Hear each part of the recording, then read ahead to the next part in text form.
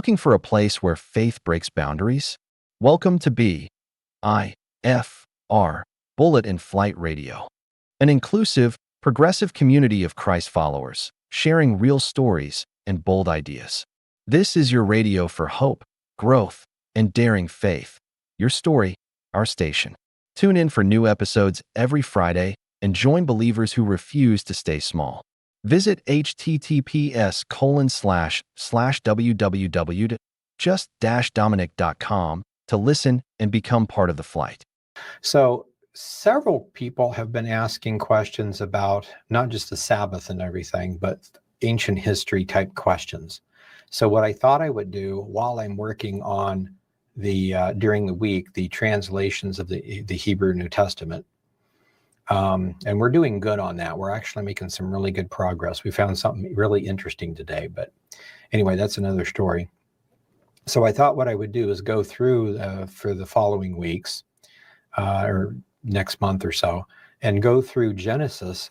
I think it was last year we did a basic pre-flood history, but it was mainly with Enoch. Actually, it wasn't pre-flood history. It was Enoch in general, but that area. So what we want to do with this series is go basically with Genesis, chapter by chapter, or half chapter, whatever the subject is, and then combine it with the text or the history from Jasher, from Jubilees, from the Church Fathers, anything in the Dead Sea Scrolls, anything extra along those lines. So we'll go ahead and get started with that today, and we'll start looking at Genesis chapter 1. And this is interesting, and there's a lot of things in here that we get questions about. And so we'll go ahead and start. This is just Blue Letter Bible on the internet. So this is the King James Version. And it says, "In the beginning, God created the heaven and the earth. The earth was without form and void, and darkness was on the face of the deep. And the Spirit of God moved," and that could be hovered over, "the face of the waters." Now, there is a Targum of Genesis that actually there's several of them, but most of them say exactly the same thing. But there's one particular Targum that says instead of the Spirit of God moved upon the face of the waters, two or three of them say hovered over the face of the waters. But instead of Spirit of God, there's one specific one that says the Messiah, or the Spirit of Messiah. So it's interesting to see all these little evidences of ancient, really ancient Hebrews understanding the Messiah is God incarnate. So these little evidences are like all over. But in this case, God, whomever we want to talk about, the Holy Spirit, God the Father, the Messiah, and being involved in creation. So the Spirit of God did that. And God said, "Let there be light," and there was light. Let me see. Let me back up here. One thing with verse 2, there is a teaching about the earth being without form and void. And it centers on, and there's a lot of other things that go along with this, but it centers on the word was. And in Hebrew, the word can mean was, or it could mean became. It's just a past tense to be verb. And so a lot of people understand that and translate this, the earth rather, became without form and void. And that is a valid grammatical translation. But so is was. And basically the idea is, if you translate this was, we're talking about in the beginning, God created matter in general, and from that formed this deep waters, and there's no earth yet. And out of the water, he formed earth, and then he formed plants, and as we're going to go through here and talk about. If you translate this as became, then that carries the connotation that God created everything. Something happened that completely obliterated the planet, and God is now recreating it. And there's a lot of other verses like this in Jeremiah and other places that talk about this. And a lot of my friends believe that this should be was. There is no pre-Adamic world. A lot of my other Christian friends think there actually is or was a pre-Adamic world. And so the way that I look at this, and I've looked at it several times, but again, if it can be translated was, and it can be translated became, then there's really no evidence to prove one way or the other. And what I've told people when they ask me about the Genesis 1:1 and 1:2 gap theory is I'm waiting to find a Dead Sea Scroll or something to give us a little more information. So through the Holy Spirit, if he's wanting to communicate that there was something like this in the fall of the angels or something pre-Adam, some sort of creation, then what we're going to look for is the Holy Spirit and the writing of a prophet giving us more information. Like, what did they look like? Where is their capital? Should there be any ruins on the planet? Maybe some of these big monoliths are pre-flood, but maybe they're pre-Adamic. So something to go on. What did they look like? Who was their first president? What form of government did they have? Just something to give us enough information to know that, oh, absolutely, there was something. Otherwise, the logical way of looking at this is to say it's just was, and this is how it got started. So again, we can't really prove one way or the other, but just wanted to let you know that there is a group of good scholars on both sides of that debate. Anyway, so it was without form and void, and that phrase is used in several places in the text. So, like for instance, in Jeremiah, the land became void and without form, meaning everyone was scattered and destroyed. Most of the trees, most of the wildlife, almost all of the people, you couldn't see anyone there. So it was empty or void without form. So in this case, though, we all agree that we start with Adam at creation and go forward. And that's when our calendar starts. So we're going to start with that and go forward. So the Spirit of God, or Spirit of Messiah, moved on the face of the waters. And God said, whether that be the Holy Spirit, God the Father, or the Messiah, either one, or any of those, or all of them, God said, let there be light, and there was light. God saw the light that it was good, and God divided the light from the darkness. God called the light day, and the darkness he called night, and this was the evening and the morning of the first day. Now, if you look this up in Josephus actually makes the comment that since it says the evening and the morning of the first day, that it's talking about a normal day, a 24-hour day. So some people are going to look at this and look at the 7 days of creation and say they must be eons of time, like millennia or something. So several thousand or thousands, tens of thousands of years, we had plants. Finally, we had God create or evolve or something, mammals, or maybe lizards. And then thousands of years later, something else happens. So they try to divide that up. Josephus makes the comment that since it's used in that language, it means exactly what it says, and that's a physical day, 24-hour day. So notice what we're seeing here. We have the day and the night, and this gets confusing a lot of people with the calendar. And chapter 1 is all about the calendar and the Sabbath and the basic 7-day cycle, or 7 cycles of 7. So in this case, what's interesting about this is he calls the darkness night, the light day, and this was the evening and the morning of the first day. Now, in the Dead Sea Scrolls, it talks about when a day starts. And there's a section in the Damascus Covenant, which we've published, but it's talking about how to do rituals and how to determine different things. And in the process of doing that, it says that the Sabbath begins at sundown on the 6th day. So that would be Friday. And the 7th day is the Sabbath, which is Saturday, and then Sunday is the first day of the week. So anyway, the point being, no matter how you look at that, the point being is when the sun is setting, that's when the day starts.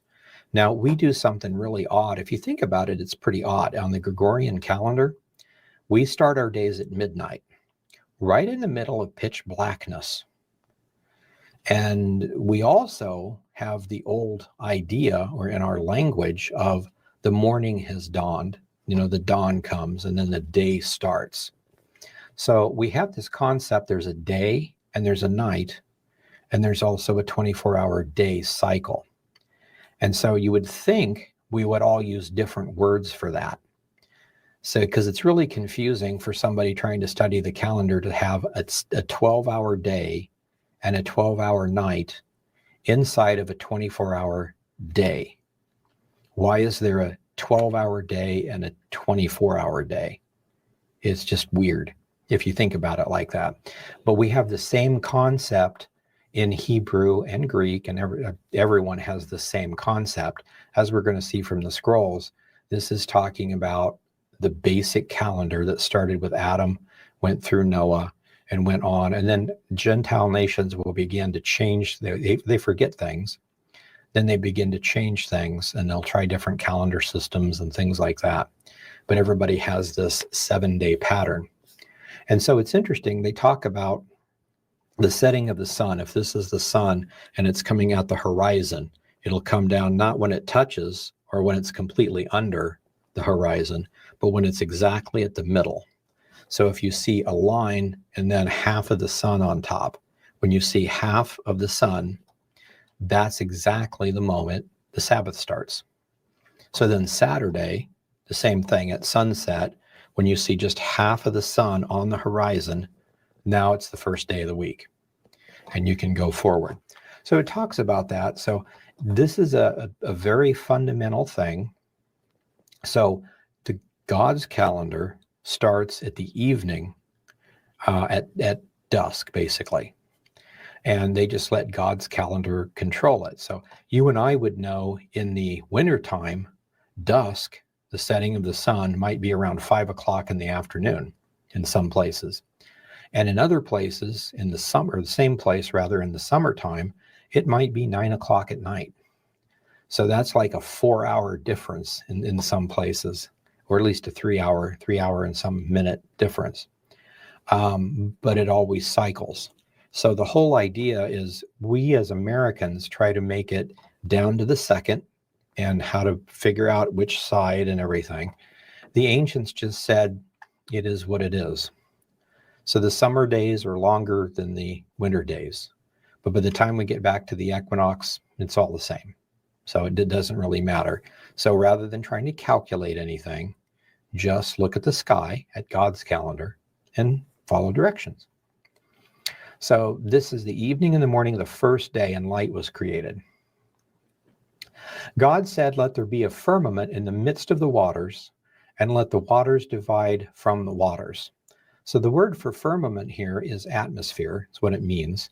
So there's actually a layer of water. There's a canopy, or was a canopy, that covered the planet. And there's a lot of evidences for this. And this is actually when the canopy collapsed. That was part of the flood of Noah, amongst other things too. And the theory is among creation scientists that part of that formed an ice ring around the planet.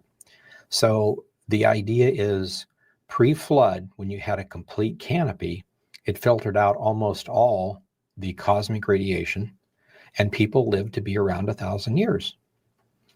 Once that collapsed, we had an ice ring with whatever kind of forces are there, magnetic or whatever, but it seemed to diminish some of the cosmic radiation.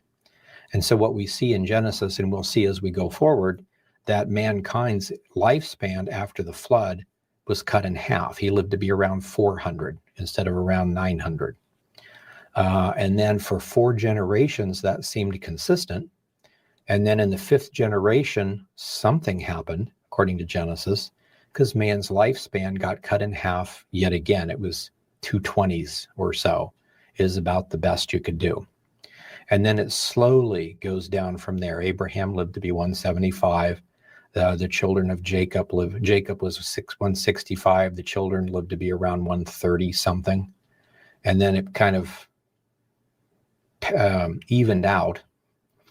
If you don't take care of your body, you'd live to be about 60. That's the way it was in Jesus' time. The Essenes, with their lifestyle, their herbal medicine, still live to be about 120. And there's several places around the planet today, because of their lifestyle, their health, their food, what they do, still live to be around 120. It's rare, but there are actually groups of people that is common. So very interesting. We need to study the scrolls. because you don't want to spend the last 10 or 20 years of your life in bed in pain. You want to live as long as you can healthy. Like the scripture talks about Moses, his step wasn't haltered and his eyes were not dimmed. And he died peacefully at 120. That's the kind of lifestyle we want. Anyway, so this firmament happens. There's this canopy created. It says, God made the firmament and divided the waters which were under the firmament.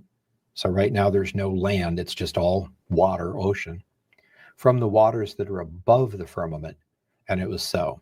So from the canopy on top of the atmosphere and all the waters on the planet under the atmosphere. God called the firmament heaven, and the evening and the morning were the second day. So again, we see this evening and morning part. God said, let the waters under the heaven be gathered together into one place, and let dry land appear, and it was so. So he changed the earth, allowed the base in certain places to come up to create dry land. And then so we've got what a lot of the scientists are calling Pangea, one spot, one giant continent surrounded by water.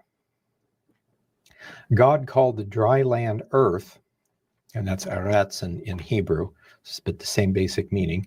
And the gathering together of the waters, he called seas. So there was probably a north, south, east, and west sea, depending on how the land was shaped. And we can see evidence of that in Hebrew manuscripts.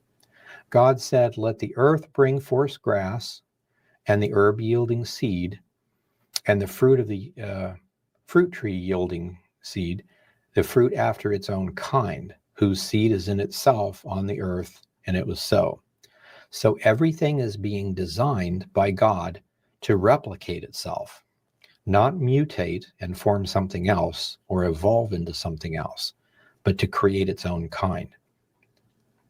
So when he did this, the earth brought forth grass, and the herb yielding seed after its kind, the tree yielding fruit, and those whose seed was in itself after its kind.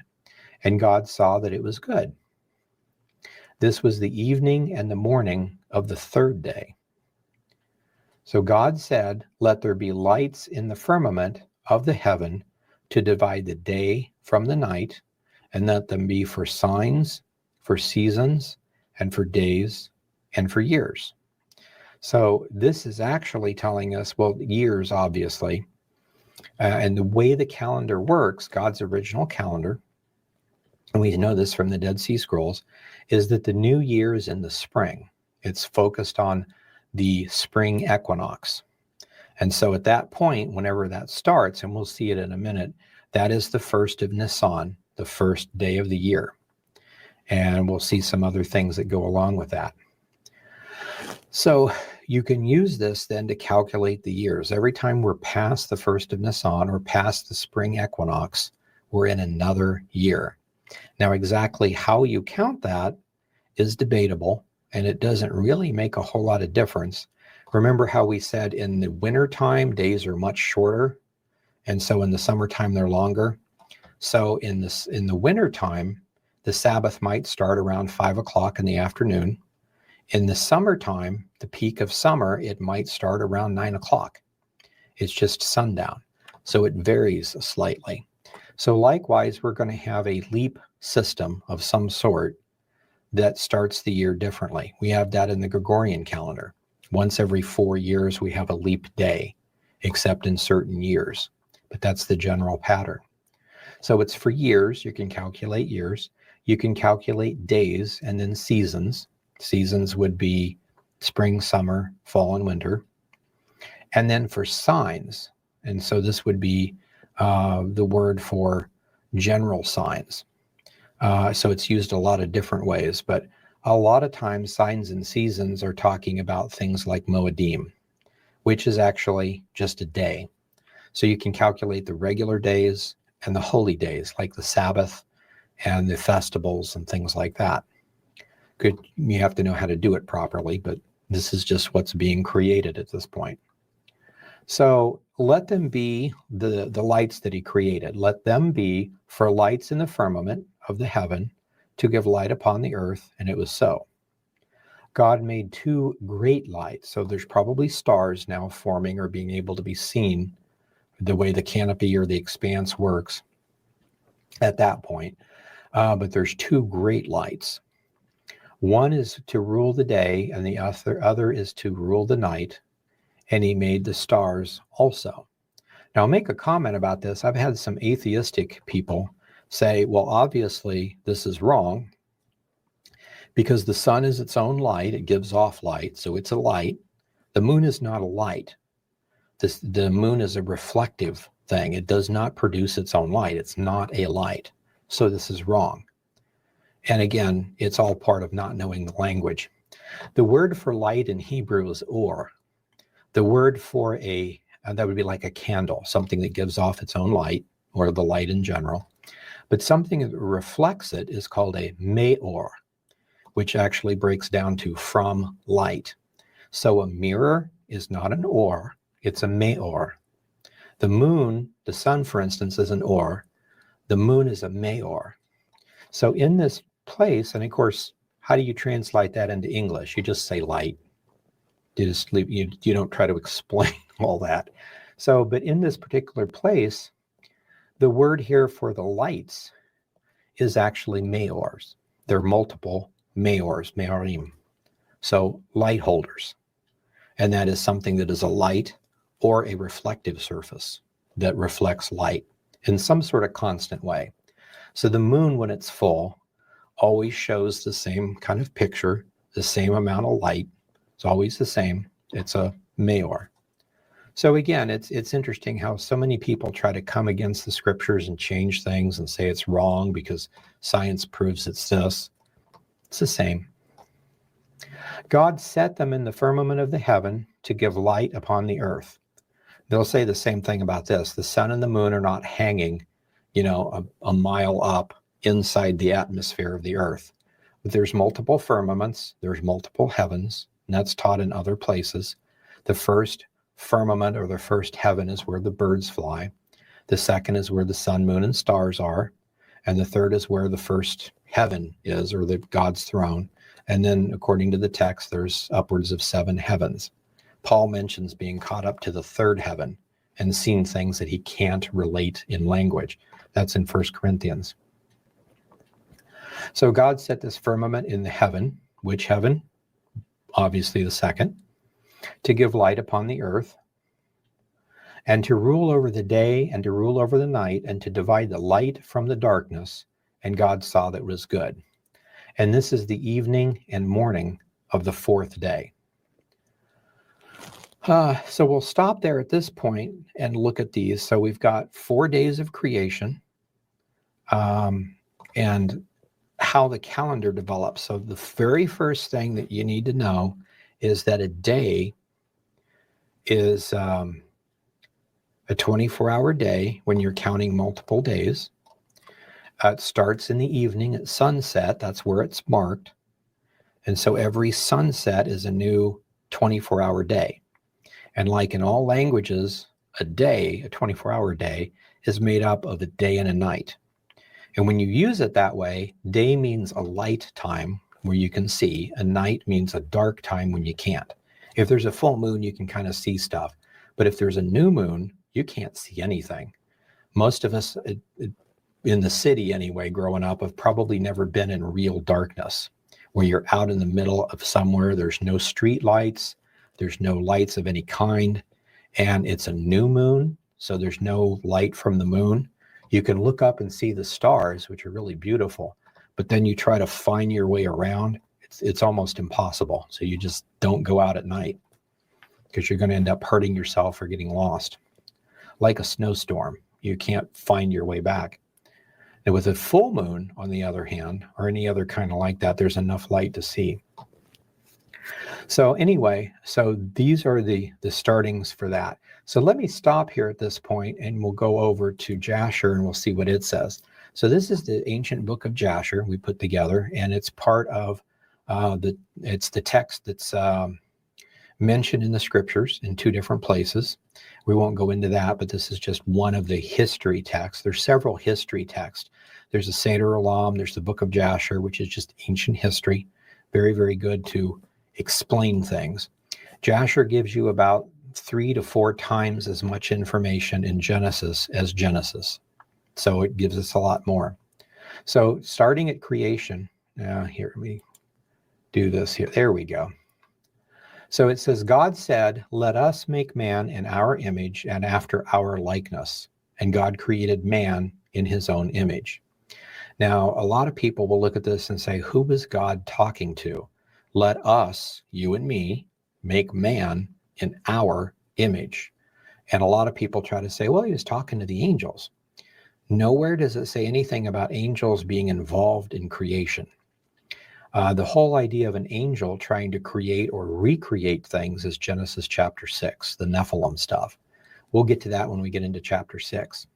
But in this case, it's pretty obvious. We're talking about a Trinity, the Father, Son, and the Messiah, or the Father, the Messiah, and the Holy Spirit. So we will create man in our own image. And God formed man from the dust of the ground, and blew into his nostrils the breath of life, and man became a living soul endowed with speech. Now, this is going to be almost word for word with chapter 2, and we'll get into some of the things about that. And then it goes on from here. And I think we'll probably stop here at this point too, because this one will, because this gets into Abel and Cain and stuff like that. But basically, this is the first start of creation here. Let me go over to Jubilees and we'll kind of look at this stuff. So here's Jubilees, and it's going through the same kind of stuff, a creation of the world. This is chapter 2 of Jubilees. And it says, for the first day, kind of the same thing. The angel spoke to Moses concerning the word of the Lord, saying, write a complete history of the creation, and how in 6 days the Lord, again, literal 6 days, the Lord had finished all of his works and all that he created, and he kept the Sabbath on the 7th day and hallowed it for all ages. Now, actually, I probably should have capitalized this, because an age is not just some random amount of time. It's exactly 2,000 years, according to the Essenes. And there are 4 ages, 2,000 years apiece for the first, the second, and the third. The last age is simply 1,000 years. We call that a millennial reign. So the ages, the calendar, everything is spelled out on the calendar, exactly what, when, how, why. So, but he's hallowed this. He starts the 7 days of creation, and he hallows it for all ages. And he appointed it as a sign for all of his works. And again, everybody knows light and darkness, day and night. It's just a fundamental part of our calendar and our system. So, and then it goes on saying, on the first day he created the heavens which were above, and the earth and the waters and all the spirits which serve before him. So spirits would be angels and anything else that's out there. So according to this makes it sound like there is a 7-day creation. There probably is no gap theory. It doesn't say that, but it kind of sounds like it.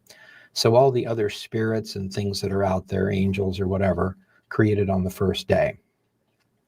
The angels of the presence, sanctification, spirits of the winds. It goes on and talks about all the different kinds of things. So right here it talks about winter, spring, autumn, and summer. So winter, spring, fall, and summer. And the spirits of his creatures, which are in the heavens and on the earth. And he created the abysses and the darkness, the eventide, night, created the night and the day, and the light, which dawn and the day. And he prepared in knowledge of his heart.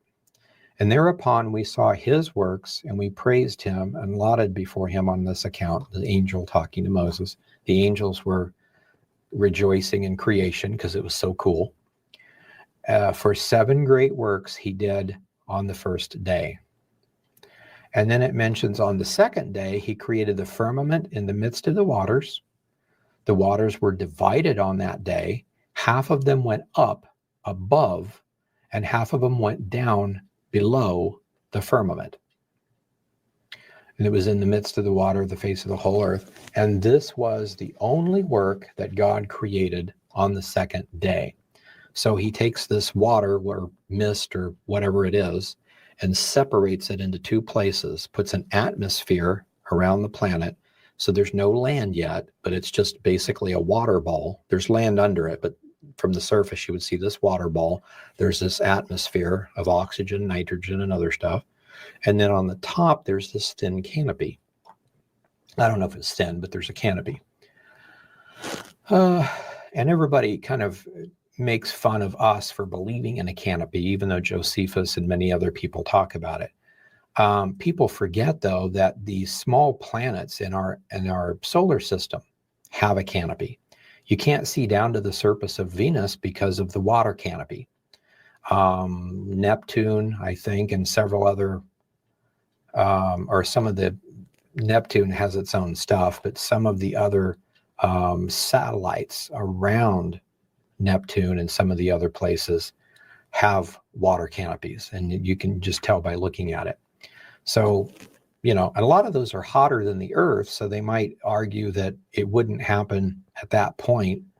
But then again, maybe the formation is what we're talking about. Anyway, according to this, there's a canopy. And the mist, and the mist covered the whole Earth, and this is only work that he did. Okay, so number 3, the third day. On the third day, he commanded the waters to pass off from the face of the earth unto the whole earth into one place, and dry land to appear.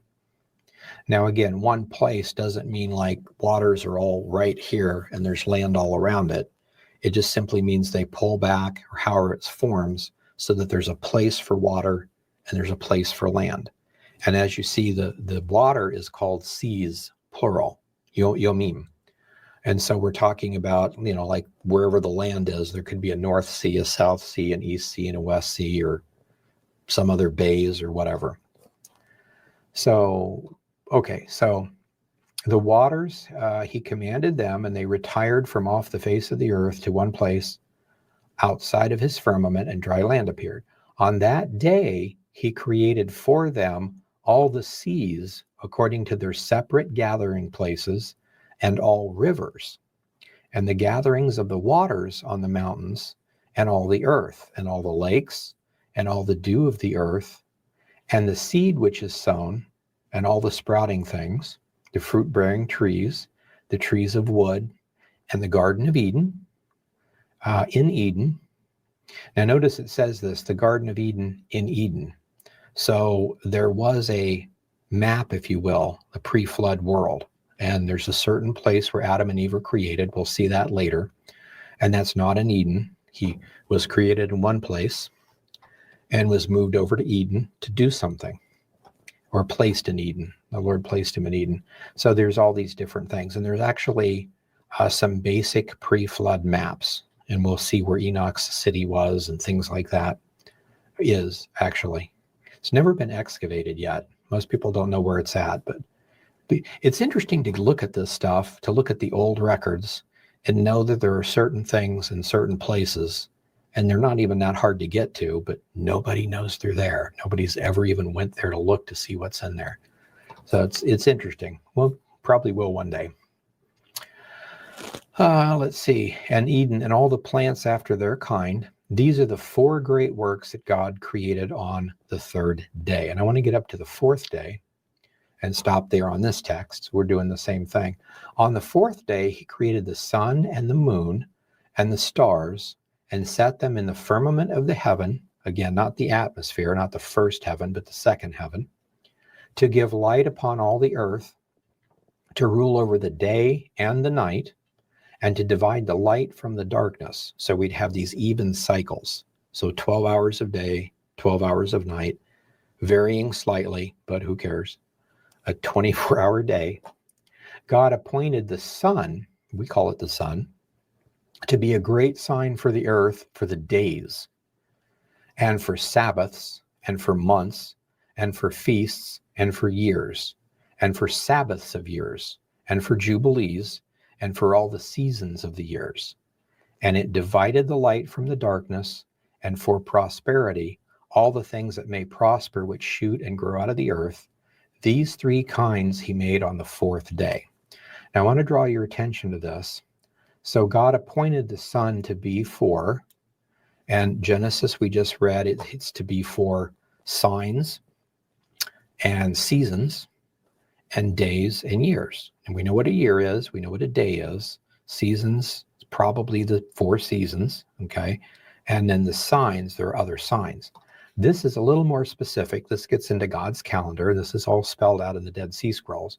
So there are days. Okay, we know what a day is. We know what a Sabbath is. That's the 7th day. And at the end of the 7th day, the cycle starts over. There's another 7 days. We call them weeks. So there's 1 week, 2 weeks, 3 weeks. This is a real basic calendar system. So the weeks turn into months. And so basically there are 12 months in the year according to that calendar. There is a holy day or a festival at the beginning of each month, at the beginning of each season. So there's Tekufa, there's Kodeshes, there's Shabbats, there are, and it goes on for here, then for feasts. So the word for feasts would be Moedim. We're talking about the 7 feasts that God created where prophetic things happen, special days, like Jesus was prophesied to come and die on Passover. When it finally happened, and 4,000 years later, he died on Passover, exactly as prophesied. So these feasts are prophetic. And how do you figure out what day they are? Well, you might know the year, but you're going to have to look at the sun, which is a sign for these things, to calculate the proper Passover. And if you could do that, Daniel told us what year, and then the Passover ritual tells us the exact day and hour of the Messiah's death.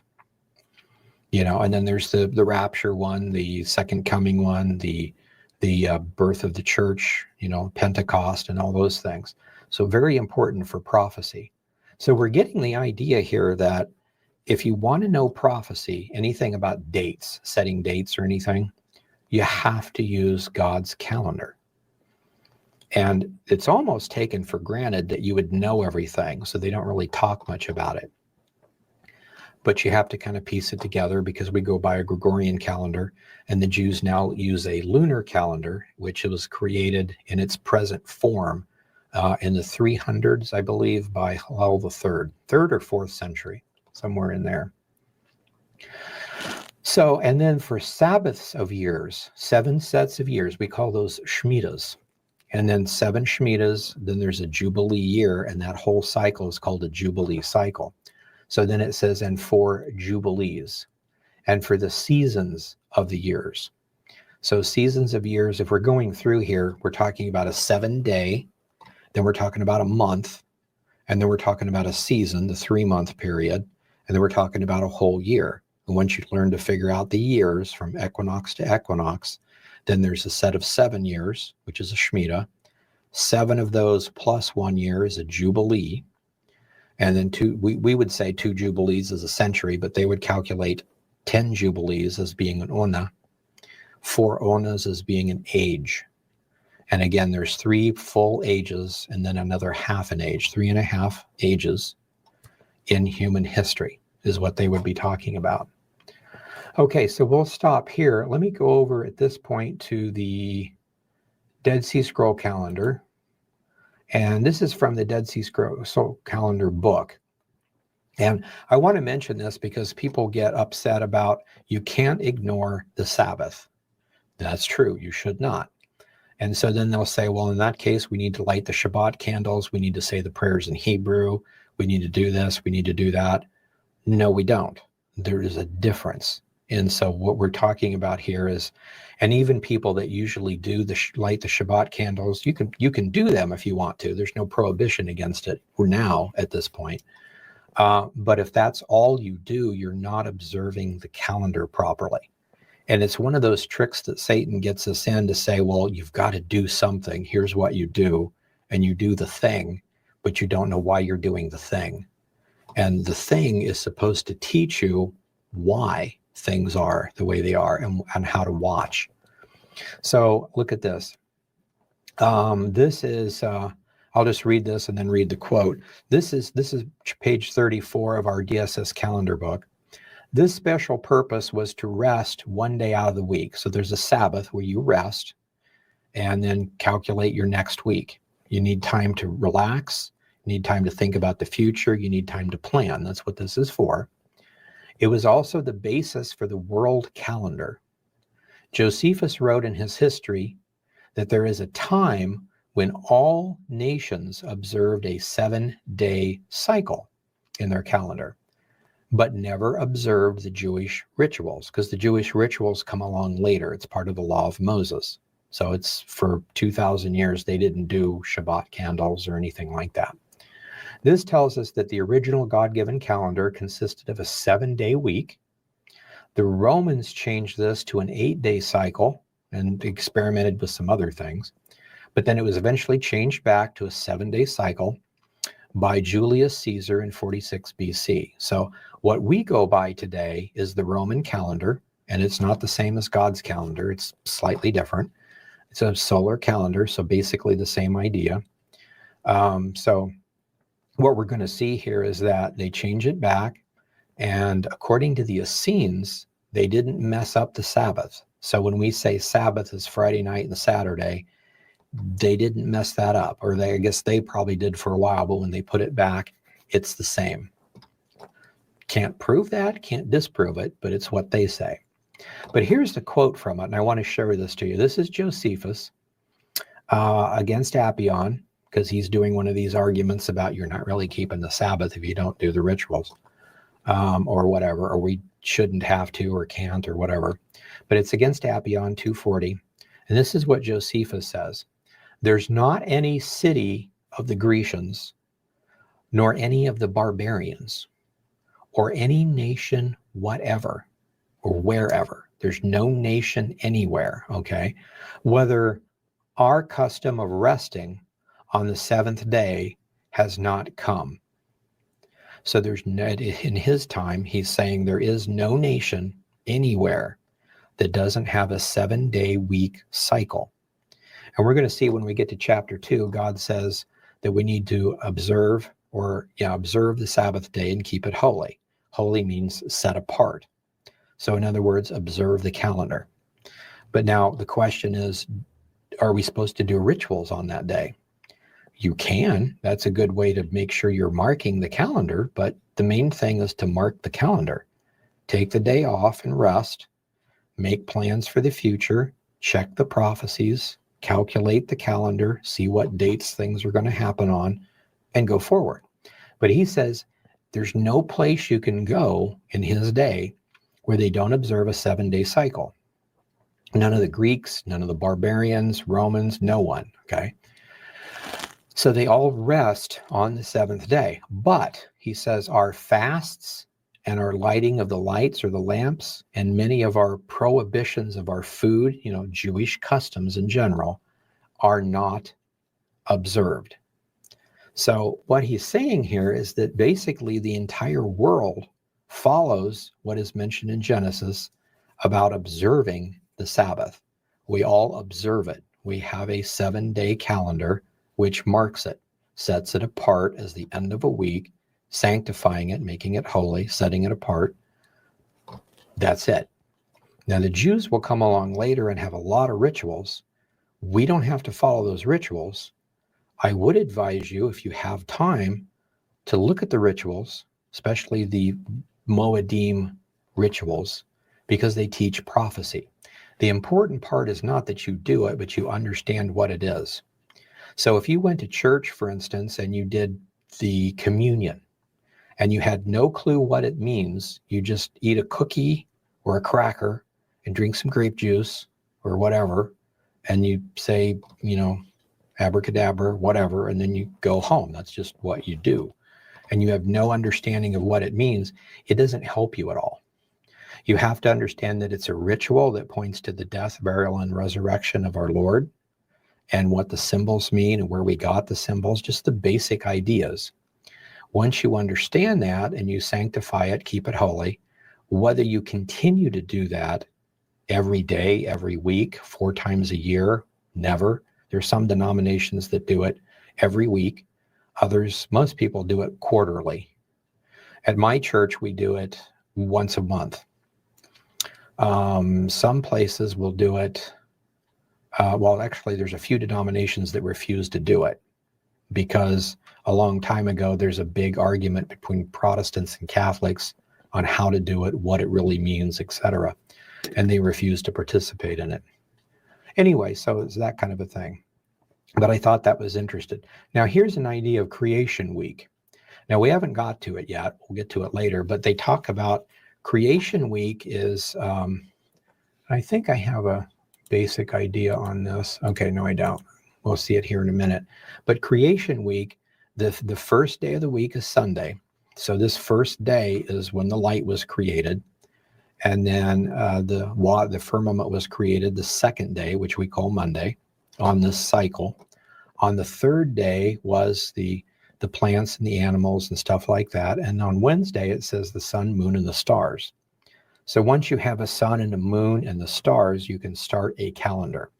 So because of Creation Week, the Essenes said we were going to start our day on the Wednesday. So New Year's for them is always on Wednesday. And it's the same week cycle as what we use. So they're going to do this.